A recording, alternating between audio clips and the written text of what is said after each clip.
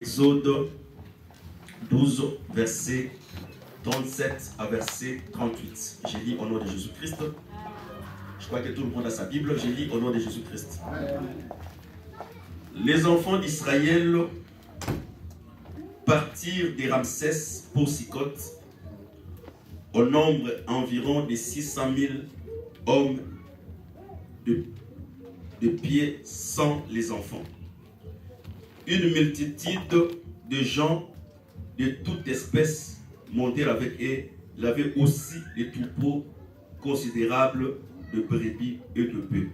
Prenons encore Nombre 1, verset 44 et 45. Nombre 1, 44 et 45.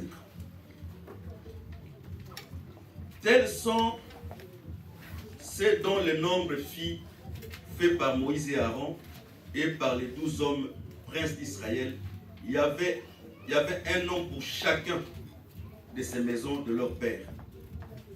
Tous ceux des enfants d'Israël dont on fit les dénombrer selon le maison de leur père depuis l'âge de 20 ans et au-dessus de tous ceux qu'Israël en étant de porter les armes. Prenons encore Jean 15, verset 16. Jean 15.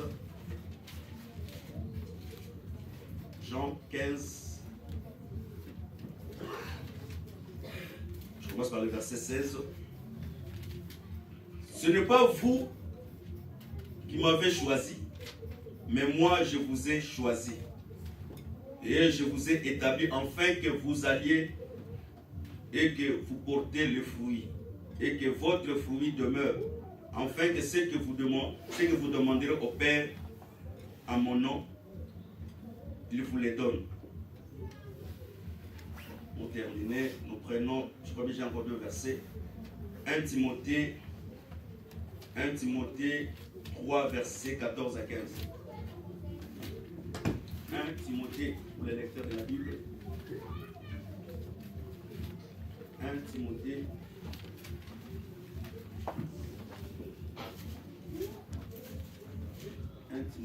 3, versets 14 à 15. Je t'écris ces choses avec l'espérance d'aller bientôt vers toi. Mais si je tarde, tu sauras comment il faut se conduire dans la maison de Dieu qui est l'église de Dieu vivante, les colonnes de l'appui de la vérité. Pour terminer, Romains et Hébreux 13. Je crois que c'est les derniers versets, on va lire. Hébreux 13. Hébreux 13. Je commence par le verset, Hébreux 13, je vois le verset 7. Que peut faire un homme? Souvenez-vous de vos conducteurs qui vous ont annoncé la parole de Dieu. Considérez quelle a été la fin de leur vie et imitez leur foi. Jésus est le même hier, aujourd'hui et éternellement. Parole du Seigneur. Amen. On peut s'asseoir. Que le Seigneur Jésus bénisse dans l'église sa parole. Amen. Je crois bien aujourd'hui nous allons commencer à prêcher sur le 3 grands dénombrements. Donc notre thème que nous allons partager pendant tout ce temps, les 3 grands dénombrements. Par la grâce de Dieu, avant que je commence à prêcher, je fais une réflexion. Comme dans la Bible, dans chaque fois dans la marche, il faut prendre le temps de faire une réflexion sur notre foi. Je fais une réflexion comme aussi Paul a fait une réflexion. La Bible dit, Paul après avoir prêché 14 ans. Nous croyons que Paul a bâti des églises, Paul a baptisé des gens, Paul a fait des miracles, et même Paul a rencontré le Seigneur dans sa forme glorieuse. Disons chaque fois, si tu prêches au-delà de Paul, au-delà de Pierre, de Jacques, des gens, là on doit chercher à savoir qui es-tu. Parce que tous les gens qui ont écrit plus dans la Bible, ce sont les gens qui ont vu le Seigneur dans sa forme glorieuse. Parce que le Seigneur a promis à Pierre, à Jacques, à Jean et aux autres apôtres, il dit, quelques-uns parmi vous ne mourront pas sans me voir dans ma gloire. Mais le Seigneur, comme en lui, la divinité habitait en lui, parce que la divinité permet Jésus de reculer dans le temps, d'avancer dans le temps. Comme en lui, il y avait la divinité, il avait la capacité d'ouvrir une parenthèse, et dans la montagne de la transfiguration, il a transfiguré pour prendre la forme glorieuse, bien que l'état n'est pas encore arrivé. Parce que nous croyons que le Seigneur manifestera sa forme glorieuse dans sa seconde venue, dans la chair comme ça en Israël.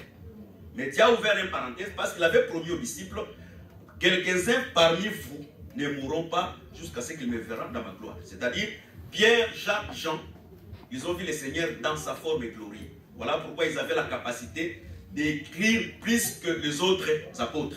Voilà pourquoi la Bible appelle ces apôtres, ils étaient des plus considérés. C'est-à-dire, et ils ont vu ce que les autres n'ont pas vu.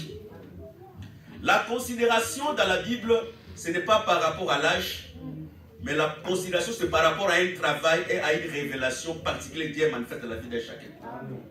Que le Seigneur vous bénisse. Alors, je fais cet examen. Je revis les Écritures. J'ai regardé notre marche. Et j'ai raisonné comme Paul. Après avoir prêché, après avoir baptisé, après avoir fait le miracle, Paul a dit, pour ne pas courir en vain, je dois aller voir et consulter ceux qui étaient plus considérés. C'est avec cette réflexion que je me suis dit, on doit commencer ensemble avec l'ensemble de raisonner de cette manière. Parce qu'on ne peut pas marcher sans pourtant examiner l'état de notre foi, qui sera un très grand danger dans le futur. Parce que tout ce que nous faisons aujourd'hui, s'il arrivait que le Seigneur est venu et nous ne sommes pas sauvés, ça serait une catastrophe. Voilà qu'avant que le temps arrive, que le Seigneur, comme le Seigneur n'est pas encore venu, voilà pourquoi le Seigneur dit que chacun de nous s'examine de lui-même s'il est dans la foi ou il n'est pas dans la foi. Parce que quand le Seigneur viendra sur la terre, il viendra prendre seulement la foi. Voilà pourquoi on doit s'examiner entre nous, si nous sommes encore dans la foi et nous ne sommes pas dans la foi. Quant à Paul il est parti voir les apôtres dans la chair à Jérusalem, parce que c'est à Jérusalem que les apôtres étaient. Mais nous croyons que la promesse a été promise, que l'évangile sera prêché à Jérusalem, à Samarie, jusqu'à l'extrémité de la terre. C'est-à-dire aujourd'hui, on n'a plus le temps d'aller voir Jérusalem charnel, parce que l'évangile a déjà marché. Parce qu'au temps de la loi, l'évangile ne marchait pas. L'évangile était seulement à Jérusalem. Voilà pourquoi je donne souvent les exemples. Quand il lit très bien la Bible, Ézéchiel 42, bien 44, la Bible dit les robes que les sacrificateurs faisaient avec ça, les services, ne pouvaient pas sortir du sanctuaire. Parce que nous croyons avec la Bible que Jérusalem, c'est le sanctuaire de Dieu. Ça, ce n'est pas moi. C'est l'Écriture qui dit que ne j'irai ni par les cieux, ni par Jérusalem, parce que Jérusalem, c'est le trône, le sanctuaire du grand Dieu. C'est-à-dire, la robe avait pour limite de service, c'est seulement le temple, c'est seulement Jérusalem. Mais le Seigneur, quand il est venu, il n'a pas voulu seulement que la robe reste à Jérusalem, il a fait sortir cette robe à Samarie. Et cette robe aujourd'hui marche aussi encore jusqu'à l'extrémité de la terre qui est nous les nations. Et pour tout celui qui a l'opportunité de voir cette robe, s'il la saisit, il a la solution. Même s'il était impur, il devient pur. Que le Seigneur bénisse. Cette robe que nous parlons aujourd'hui, cette robe, c'est ce vrai enseignement que nous avons aujourd'hui. Que le Seigneur bénisse. Parce qu'un prédicateur, il est comme la maman de Samuel, qui faisait une robe chaque année pour Samuel. C'est-à-dire, quand un prédicateur prêche, il est en train de donner la robe au peuple. Parce que tu ne peux pas accéder au salut quand tu es nu. Que le Seigneur vous bénisse. J'ai examiné comme Paul. Et je me suis dit, je devais aussi aller consulter les apôtres comme Paul était parti aussi consulter. Et je crois que moi aujourd'hui, je ne me déplace pas comme Paul. Mais nous aujourd'hui, nous marchons par la foi. C'est-à-dire par la foi, j'ai examiné l'écriture des apôtres. C'est-à-dire aller à Jérusalem, c'est examiner l'écriture des apôtres. Parce que la promesse dit, dans Jean 17, je prie pour eux. Et je prie pour tous ceux qui croiront à la parole qui sortiront de leur bouche. C'est-à-dire le salut, c'est la parole qui sort dans la bouche des apôtres. Et Paul dit ceci, l'évangile que je vous ai prêché, retenez-le dans les termes au travers que je vous ai prêché, sinon vous allez crier en vain. C'est-à-dire, quand on ne retient pas l'évangile, dans les termes, dans la manière qu'il a été prêché, notre foi, elle est vaine. Que le Seigneur bénisse. Voilà pourquoi il est très important que nous puissions examiner encore comment les apôtres ont marché. C'est par là que j'ai compris. J'ai pris certaines promesses. La Bible dit, vers les derniers temps, la connaissance augmentera. Plusieurs seront blanchis et seront épurés. Amos dit, Osée dit, mon peuple périt par manque de la connaissance. Christ dit à la femme samaritaine, vous adorez ce que vous ne connaissez pas. C'est-à-dire l'adoration repose sur la connaissance. C'est-à-dire la connaissance nous permet de bien prier, de bien adorer et de bien servir Dieu. On ne peut pas servir Dieu sans la connaissance. Sinon, on va commencer à faire des prières contraires à celles de la vérité. Je vais donner un exemple, terre à terre, afin que tout le monde puisse me comprendre. Si quelqu'un me fait le mal, même si on me dit que c'est ma tante qui a donné ma sorcellerie, et que moi je commence à prier, que les flèches retournent chez ma tante. Ça, ce sont des prières non exaucées de Dieu. Dieu n'exauce jamais de tels genres de prières. Parce que la Bible dit, priez pour vos ennemis. C'est comme les charbons que vous le mettez sur leur tête. C'est-à-dire, la connaissance nous permet de bien prier, de bien adorer et de bien servir Dieu. Dans d'autres termes, la connaissance c'est comme une poteau indicateur. Sans la connaissance, tu ne peux pas adorer Dieu. Sans la connaissance, tu ne peux pas bien prier. Que le Seigneur bénisse. Mais je fais une étude, comme Paul a dit aussi, aux gens de Corinthe, qui dit, vous avez excellé dans la foi, vous avez excellé dans la connaissance, mais vous n'avez pas excellé dans les œuvres bienfaisances. J'ai compris, à travers cette réflexion, quand je regarde la marche des apôtres, je trouve aujourd'hui, par rapport à notre marche, je trouve que c'est une marche très opposée avec ce que nous vivons actuellement dans nos assemblées et dans la conduite de l'Église. Que le Seigneur bénisse. C'est une marche très très opposée. Parce que les apôtres déversaient la connaissance dans l'Église, mais la connaissance approchait les gens vers le salut. Mais aujourd'hui, nous avons plus emmagasiné la connaissance, mais nous sommes loin du salut. C'est-à-dire, il y a un problème sur la connaissance que nous sommes en train de déverser dans l'Église. Nous devons revoir notre manière de marcher. Quand je regarde la vie des apôtres était accompagnée de signes, de prodiges et de miracles. Mais si nous revenons dans nos assemblées, il y a des gens, depuis qu'ils ont cru dans cet évangile, ils n'ont jamais vécu un miracle. Depuis qu'il a cru, s'il a fait 10 ans, s'il a fait 15 ans, s'il a fait même 3 ans, 4 ans, pendant 4 ans, il n'a jamais vu un miracle. C'est-à-dire, quand nous regardons la marche des apôtres, nous trouvons déjà ces contraires à ce que nous sommes en train de marcher. Ou nous avons des philosophies, ou encore le Seigneur est avec nous. Amen. Que le Seigneur bénisse.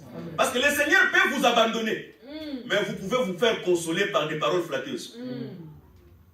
Là où il y a le Seigneur doit se glorifier dans chaque portion de l'Écriture. Amen. Amen. Très bien. Que le Seigneur bénisse. Amen. La connaissance ne peut pas empêcher les gens de se sanctifier. Ok. Parce que le salut est fondé sur la sanctification. Amen. Car l'Écriture dit, sans la sanctification, Amen. Personne ne verra Dieu. Amen. Voilà pourquoi je trouve que la connaissance de plaisir, ce n'est pas la connaissance qui sauve, mais c'est la sagesse que Jacques dit, une sagesse terrestre, charnelle et diabolique. Que le Seigneur bénisse. La vraie connaissance doit être proportionnée aussi à la prière. Si dans notre assemblée telle que nous sommes réunis, nous disons que nous allons faire un débat de prière, de 20h à 5h, personne ne va dormir. On va débattre, les Écritures vont sortir. Mais quand on va dire, c'est pas de prier. De 1h à 4h pour 3h du temps, tu verras comme les gens vont somnoler à l'assemblée. Et je trouve cela est contraire à celle des apôtres. C'est par quand je lis très bien les apôtres. La Bible dit, quand Paul prolongeait le discours, Eutychie s'était tombé. Je comprends que les gens ne peuvent pas dormir dans la prière, mais peut-être s'il y a la prolongation de la discours, comme au temps de Paul, peut-être Eutychie peut tomber. Mais aujourd'hui, c'est le contraire. Voilà pourquoi la souffrance est l'ami de plusieurs de nos frères dans l'assemblée. Parce que la prière, c'est la seule manière de chasser la souffrance. Qu'elle s'en bénisse. Voilà pourquoi Moïse, après avoir ramené le message de la délivrance, parce que quand tel que nous nous réunissons, le seul objectif de notre réunion, c'est la délivrance. Quand je parle de la délivrance, je parle de cette chair. Quand on est encore dans cette chair, on est loin du Seigneur. Mais quand on se dépouille de cette chair, c'est ça notre vraie délivrance. C'est pour dire que tel que nous sommes réunis, personne n'est délivré totalement. Voilà pourquoi tu peux injurier, tu peux mentir, parce que la délivrance n'est pas encore totale. Mais du moins, ce que nous détenons aujourd'hui, c'est la délivrance de l'âme. Parce que l'âme a été rachetée à la croix. Mais nous entendons ce que Paul dit, la rédemption de cette chair. C'est-à-dire les jours que cette chair sera rédemptée, ça sera la manifestation de notre délivrance. Pour que Moïse apporte premièrement la délivrance à Israël, premièrement, Moïse devait connaître le Dieu qui devait annoncer au peuple.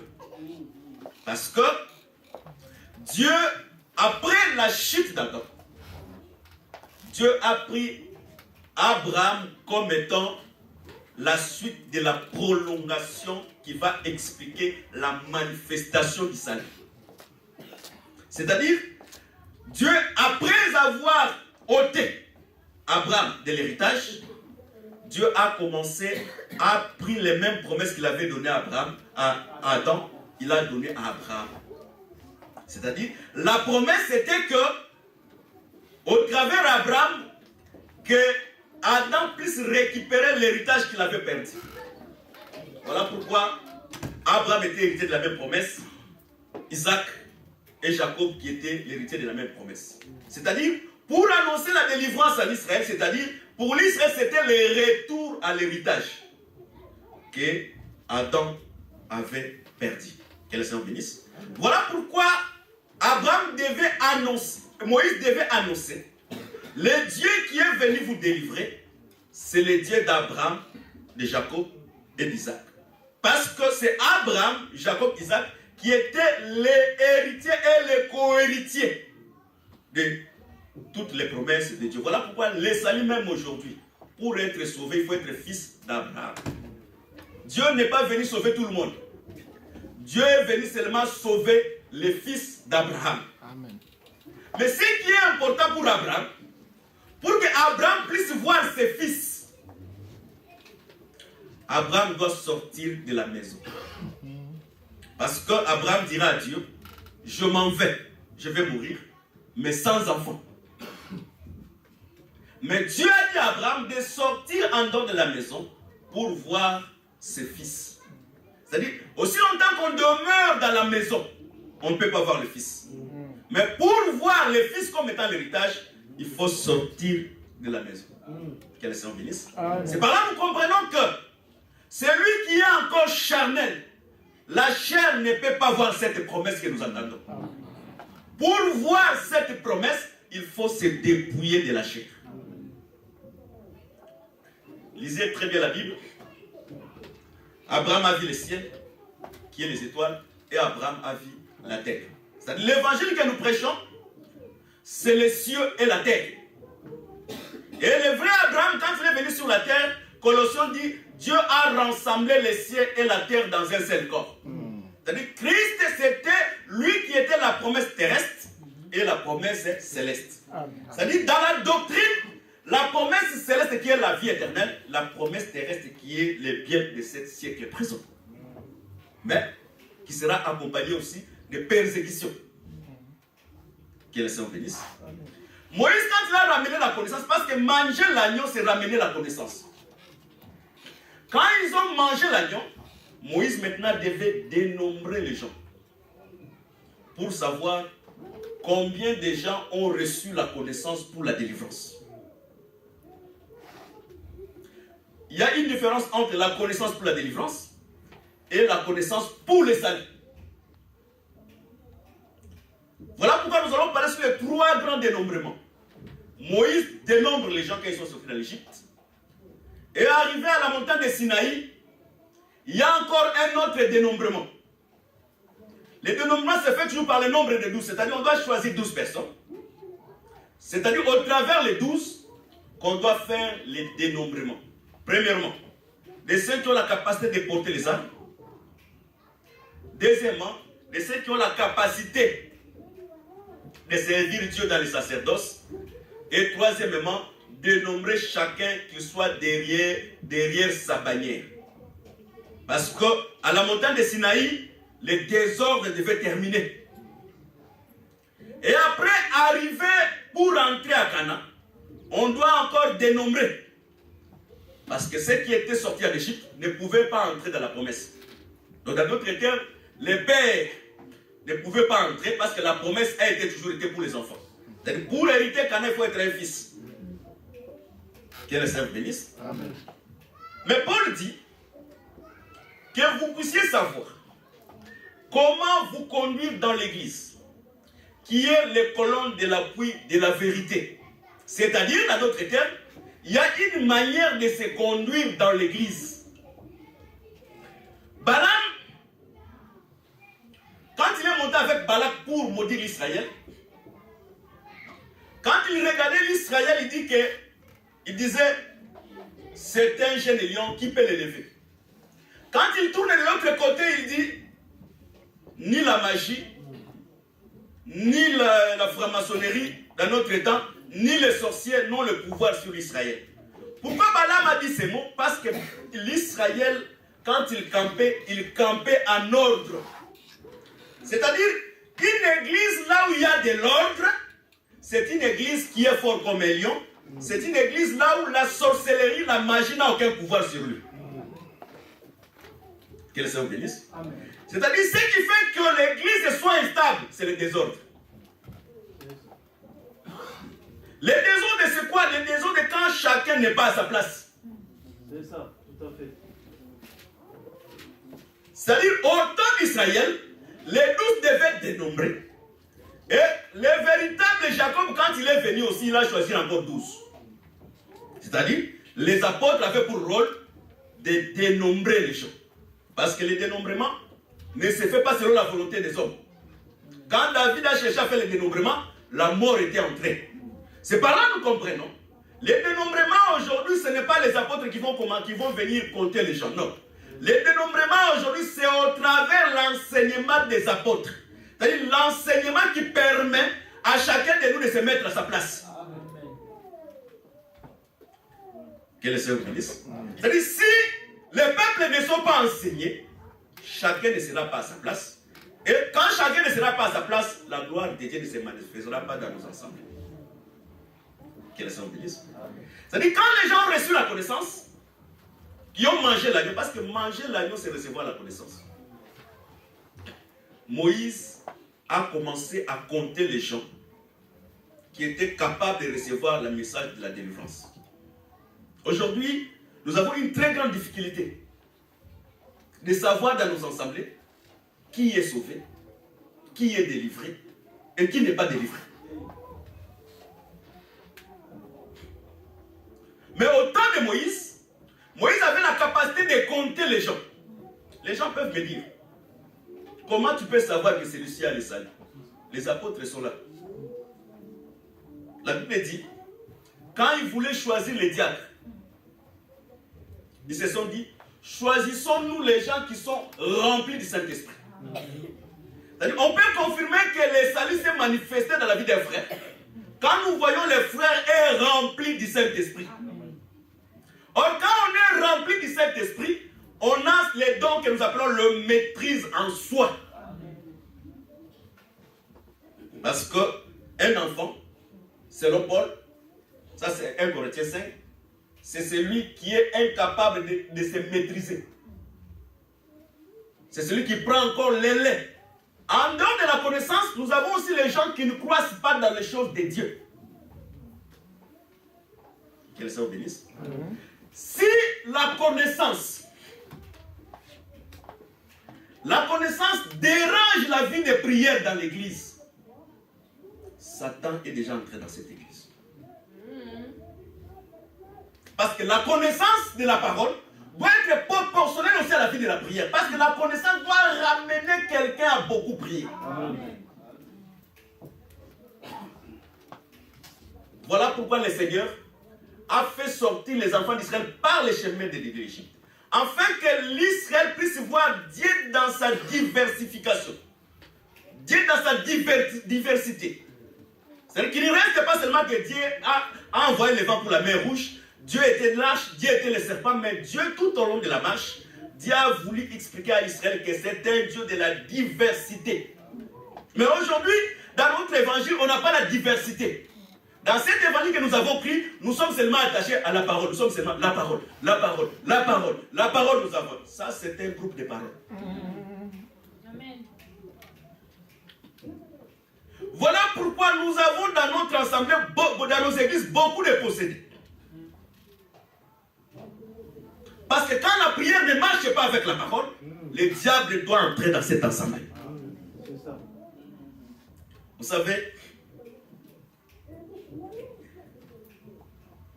aujourd'hui, l'écriture de 1 Corinthiens 12, elle est déchirée dans nos Bibles. Parce que nous n'avons pas la manifestation du Saint-Esprit dans nos églises. Or, quand quelqu'un est baptisé du Saint-Esprit, et que le baptême du Saint-Esprit, la personne prie beaucoup, les dons du Saint-Esprit qui est dans lui doivent entrer en action. Aujourd'hui, nous avons beaucoup de pécheurs au milieu de nous, parce que le Saint-Esprit ne fonctionne plus. Parce que le Saint-Esprit, là où il fonctionne, les dons de la prophétie se manifestent. Voilà pourquoi la Bible dit aspirez aux dons de la prophétie. Combien de gens qui sont au milieu de nous dans l'église, ils aiment les dons? Paul, quand on parle des conducteurs, ça c'est Hébreux 13, Paul, la Bible dit imitez vos conducteurs et imitez leur foi, quelle a été leur fin. Je comprends avec cette écriture, tel que je prêche, Paul est mon conducteur. En dehors que moi je sois conducteur d'une assemblée locale, mais nous tous, Paul est notre conducteur. C'est par là que je comprends, au travers de cette écriture, que l'église n'est pas conduite par les hommes, mais l'église est conduite au travers de l'enseignement. L'église sans enseignement, même si les gens ont des vestes, même si les gens ont des communiqués, c'est une église qui n'a pas la doctrine des apôtres. C'est-à-dire l'église est conduite par l'enseignement parce que l'enseignement permet de mettre chacun à sa place. Et quand chacun est à sa place, la gloire de Dieu doit se manifester. Aujourd'hui, le Saint-Esprit dans l'église, c'est comme déjà le passé. Mais quand nous lisons très bien les apôtres, nous devons voir en dehors la connaissance doit ramener quelqu'un à activer les dons du Saint-Esprit qui se trouvent en lui. Parce que les dons du Saint-Esprit ont pour nécessité l'édification de l'église locale. Et le ministère, c'est pour le perfectionnement des saints. C'est les deux grandes différences. Le ministère a un rôle pour édifier et pour perfectionner. C'est là où il n'y a pas le ministère, le perfectionnement, l'enlèvement. Parce que pour aller à l'enlèvement, il faut être perfectionné. Que le Seigneur bénisse. C'est-à-dire nous avons aujourd'hui la difficulté que la connaissance qui amène la crainte de Dieu dans la conscience des gens. Parce que l'évangile, c'est la conscience. C'est-à-dire, la connaissance doit ramener la crainte de Dieu, la sanctification et la vie de la prière. Et en dehors de la vie de prière, la manière de servir Dieu avec ses biens. Mais aujourd'hui, beaucoup de gens ont excellé seulement dans la connaissance de connaître le mystère. Mais certaines choses qui sont faciles à la fois, les frères, ils ont pris cette écriture, ils ont mis dans leur poche. Or, la loi interdit. Quand tu vas dans les champs de ton prochain, mange seulement, mais ne mets pas dans ta poche. Mais beaucoup au milieu de nous marchent avec les choses de Dieu dans leur poche. Là, les aigles ne peuvent pas dire Amen. Et j'ai remarqué ceci. Quand un frère dit beaucoup de révélations, quand on donne beaucoup de révélations, le frère dit beaucoup d'Amen. Vérifiez la vie de ce frère. Ou il ne craint pas Dieu, ou il ne donne pas la dîme, ou il ne mène pas une vie de sanctification. Rare! Je ne dis pas qu'il manque. Là, je serai injuste. Mais dans la totalité, ce sont des frères qui ne marchent pas correctement par rapport à la parole de Dieu. Quelle est son bénédiction? Parce que la connaissance, c'est marcher vers la perfection. Tu ne peux pas aller dans la perfection si tu n'étais pas dénombré pour porter les armes. Tu ne peux pas te perfectionner sans la vie de prière.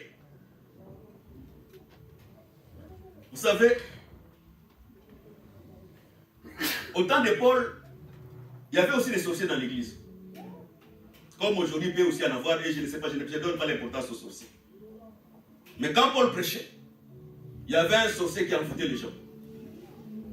Et Paul, comme apôtre, il a frappé la personne de la cécité. Et aujourd'hui, qui sont les prédicateurs où le diable peut se manifester dans nos assemblées et que la puissance du Saint-Esprit se manifeste afin que la gloire de Jésus soit manifestée? Aujourd'hui, dans nos assemblées, où sont les frères? Parce que Paul, quand il partit à Jérusalem, il est arrivé quelque part, il y avait un prophète qui avait dit à Paul, quand il arrivera à Jérusalem, tu seras lié. Qui est le frère qui peut prophétiser? Tous les frères sont fatigués. Tous les frères somnolent comme les vrais somnolents, les somnambules. C'est pas si comme ça on dit en français. Quelle est son bénisse? C'est-à-dire, nous avons seulement des frères qui ont la joie parce qu'ils ont été allaités quelque part. Parce qu'une femme, quand Jésus a guéri avec les doigts, il a dit heureux les saints qui t'ont allaité. Mais Jésus a répondu heureux pourtant les gens qui écoutent et qui gardent la parole. Nous avons beaucoup de personnes au milieu de nous. Ils sont seulement heureux parce qu'ils ont été allaités quelque part. Parce qu'écouter un ministre, c'est être allaité. Mais ils ne sont pas heureux parce qu'ils écoutent et ils gardent la parole. Mais ils sont seulement ils sont zélés. Oh, moi j'ai écouté là, j'ai écouté celui-ci. Moi, j'ai écouté celui-ci, j'ai été allaité par celui-là. Moi-même, quand on a commencé l'église, quand on était encore sous les arbres, moi j'étais là. Il est heureux parce qu'il a seulement été allaité. Il est heureux, c'est parce que moi, j'étais au pied de ce qu'est-ce que toi tu vas me dire. Non, ta vie par rapport à la parole de Dieu. Pour être heureux, il faut garder et écouter. Parce que le jour que le jour que Jacob va bénir Siméon, lisez la version prophétique des 12. Jacob, quand il bénit Siméon ensemble avec Lévi. Les autres, il bénit Ruben. Mais quand il arrive à Siméon et Lévi, il les bénit en même temps. Et il bénit les Judas, il bénit les autres jusqu'à ce qu'il va bénir Benjamin. Pourquoi il a béni Siméon et Lévi en même temps? Parce que le jour que Siméon était né, sa maman a dit, cette fois-ci, mon mari va m'écouter. Et le jour que Lévi était né, la maman dit, cette fois-ci, mon mari s'attachera à moi. Et dans d'autres termes, Siméon, c'est l'oreille et Lévi, c'est l'attachement. C'est-à-dire, Siméon est le plus grand. C'est-à-dire, premièrement, dans la vie de l'homme, quand quelqu'un écoute la parole, premièrement, Dieu donne l'entendement.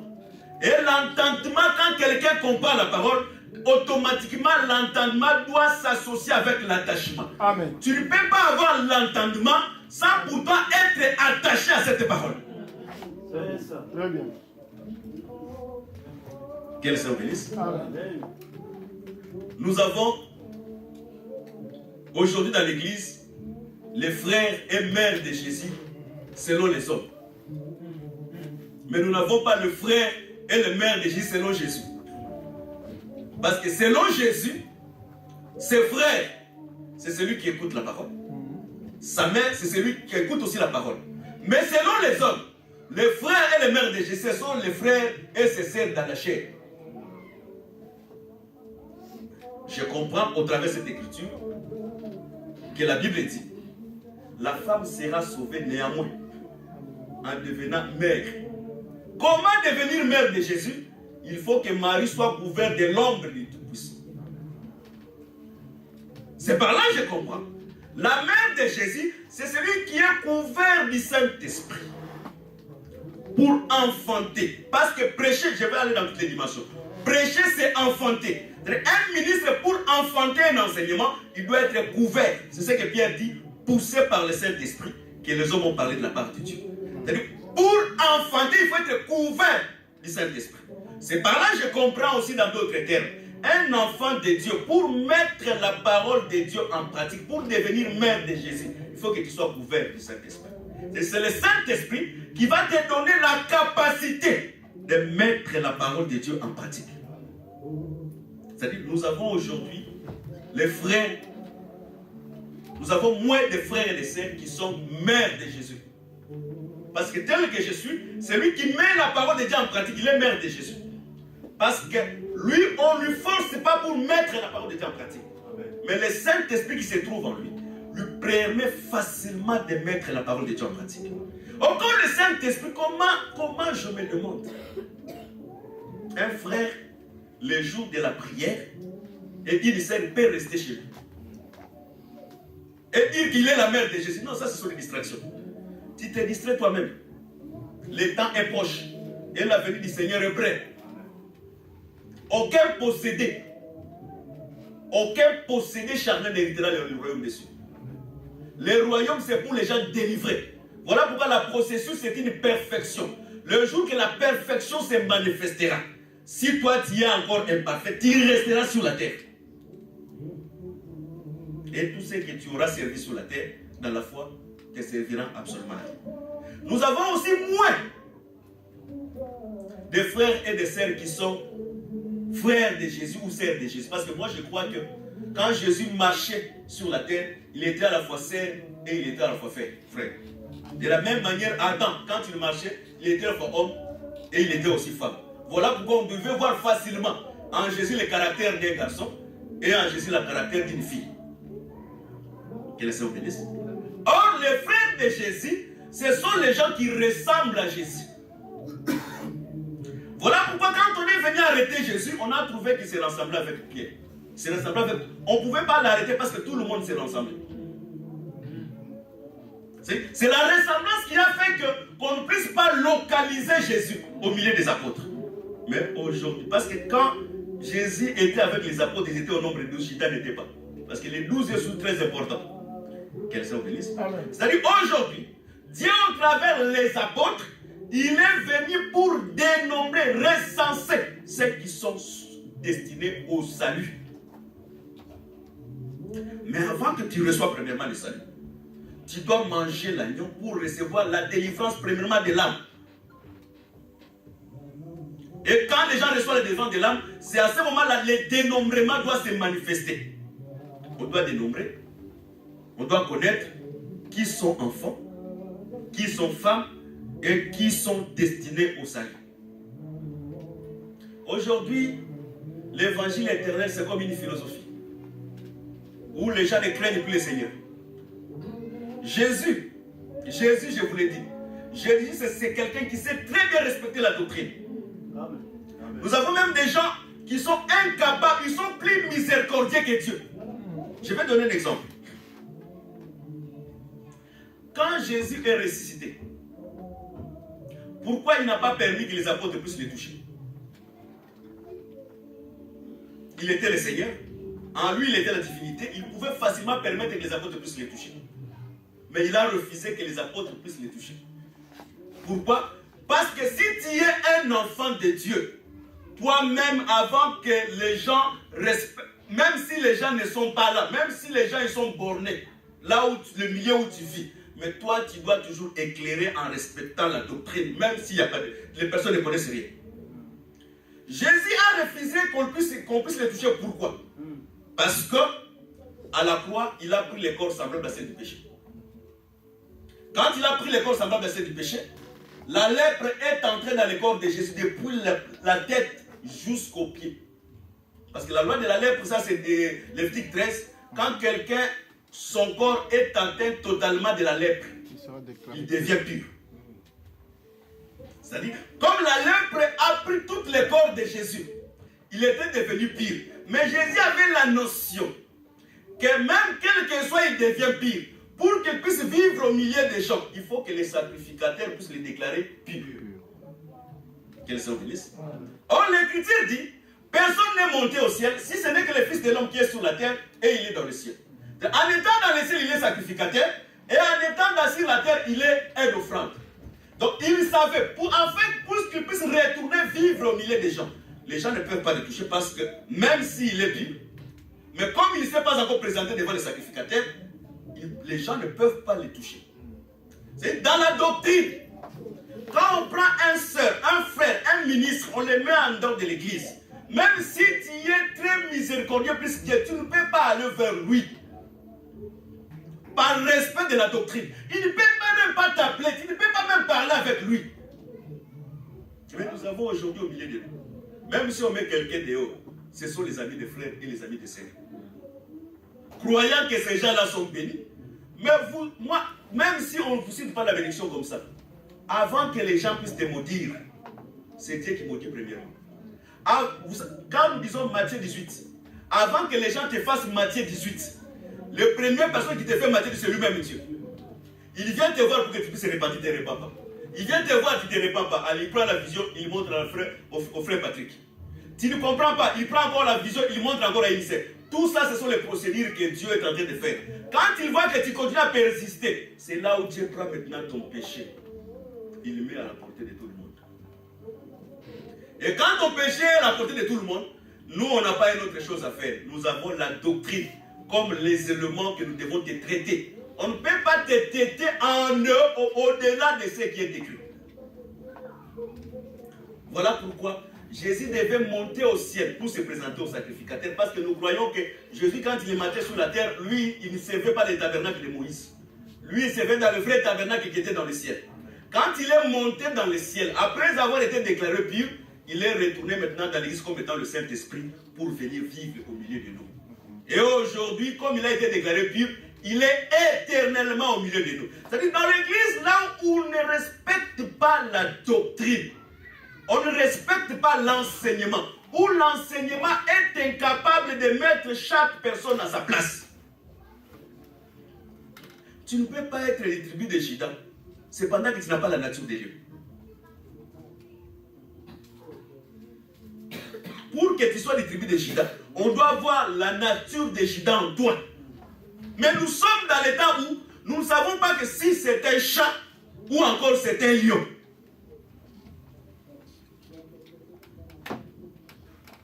Que le Seigneur bénisse. Comment quelqu'un peut servir Dieu?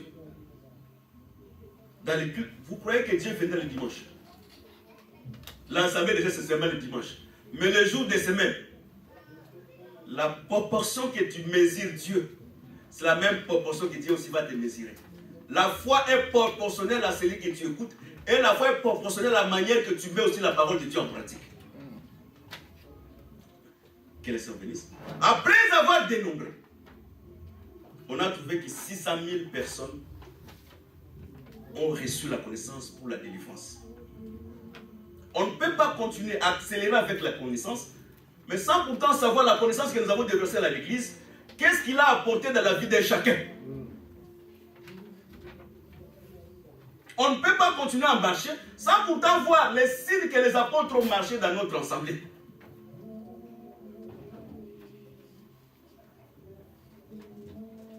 Là, nous n'avons pas la vraie sagesse. Parce que la connaissance, vous connaîtrez la vérité. Et la vérité vous affranchira. La vérité, c'est la vérité qui affranchit. Voilà pourquoi cet évangile, ce n'est pas un évangile d'amitié. Si on n'a pas dénombré les Lévites, parce que si on avait dénombré les Lévites, on pouvait dire à Lévi, ça c'est ton frère, ça c'est ta sœur, ça c'est ta mère. Mais Dieu n'a pas permis qu'on puisse dénombrer les tribus de Lévi. Parce que Lévi ne connaît pas son père, ne connaît pas son frère, ne connaît pas sa mère. Lévi connaît que la loi de Dieu. Un enfant de Dieu, en matière de la parole, en lui n'habite pas ni les sentiments. Parce que notre salut dépend de ces choses. Ça y est, ça n'y est pas à côté. Ok. Tu peux être bon, mais comme Ramassi. Parce que quand l'Israël est sorti, ce n'est pas seulement les enfants et les femmes, mais les Ramassis aussi ont suivi le mouvement. Mais l'emplacement du peuple dans le 12e campement, la construction de la maison, l'enseignement des apôtres, parce que l'enseignement des apôtres, c'est la construction de la maison. Vous savez, beaucoup sont diacres parce qu'ils ne sont pas dénombrés selon l'enseignement des apôtres.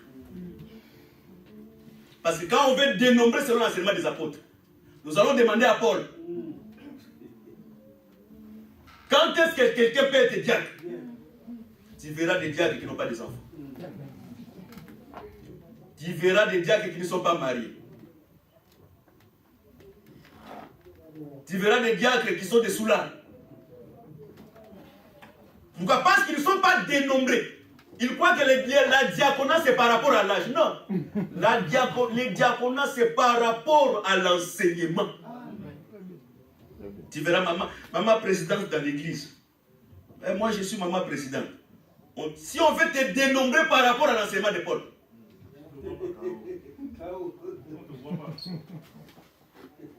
Très bien. Qu'elle se bénisse. Amen. Qu'elle se bénisse. C'est pour dire que même les chantres se sont déjà consacrés. Là, il faut dire 1 Chronique, je crois, 25. Les chantres, les prophètes, tous ces gens-là étaient déjà... Quand on dit que les oints de Dieu, les oints de Dieu, ce sont les gens qui sont consacrés à servir Dieu. Or, pour être consacré, il faut être dénombré. L'enseignement permet de chacun... L'enseignement permet de mettre chacun à sa place dans l'ensemble. Si l'enseignement ne permet plus de mettre chacun à sa place, c'est-à-dire nous sommes déjà loin du Seigneur.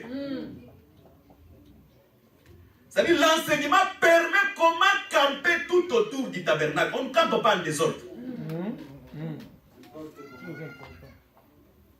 C'est-à-dire chacun doit être derrière sa bannière, parce que si on campe dans la bonne position, la sorcellerie, la magie, c'est-à-dire celui qui met je quitte un peu le problème de l'église dans les problèmes de c'est lui qui met sa vie en ordre par rapport à la parole. Même financièrement, il doit prospérer. Amen. Très important. Amen. Ok. Mais si plusieurs parmi nous ne prospèrent pas, c'est parce que financièrement, il n'a pas mis sa vie en ordre par rapport à l'enseignement des apôtres.